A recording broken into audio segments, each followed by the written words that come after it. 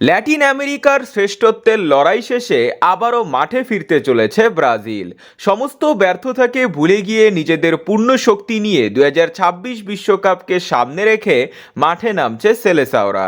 ইতিমধ্যে 2023 সালের 6টি বাছাই পর্বের ম্যাচ শেষ করেছে ব্রাজিল, তাই আবারও নতুন করে 2024 সালে বাকি 6টি বিশ্বকাপ বাছাই পর্বের ম্যাচ খেলবে তারা।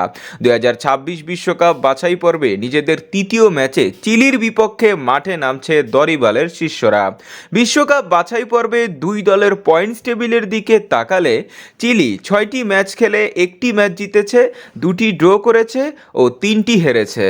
5 পয়েন্ট নিয়ে টেবিলের 8 নম্বরে রয়েছে তারা। ওদিকে 5 বারের বিশ্ব চ্যাম্পিয়নরা 6টি ম্যাচ খেলে 2টি ম্যাচ জিতেছে, 1টি ড্র করেছে ও 3টি ম্যাচ হেরেছে। 7 পয়েন্ট নিয়ে টেবিলের 6 নম্বরে রয়েছে তারা। ভক্ত ও সমর্থকদের ব্রাজিলের এই অবস্থান দেখা সত্যিই কষ্টদায়ক। এরপর ব্রাজিল ও চিলির হেড টু হেডে সর্বশেষ 5 ম্যাচে 4টি ম্যাচ জিতেছে ব্রাজিল ও 1টি জিতেছে চিলি।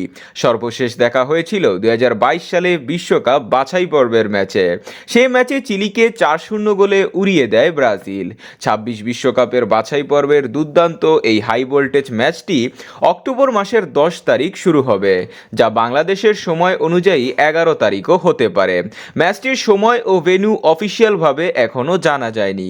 যখন দেওয়া হবে তখন এই চ্যানেলে জানিয়ে দেওয়া হবে। সে পর্যন্ত আমাদের সাথেই থাকুন।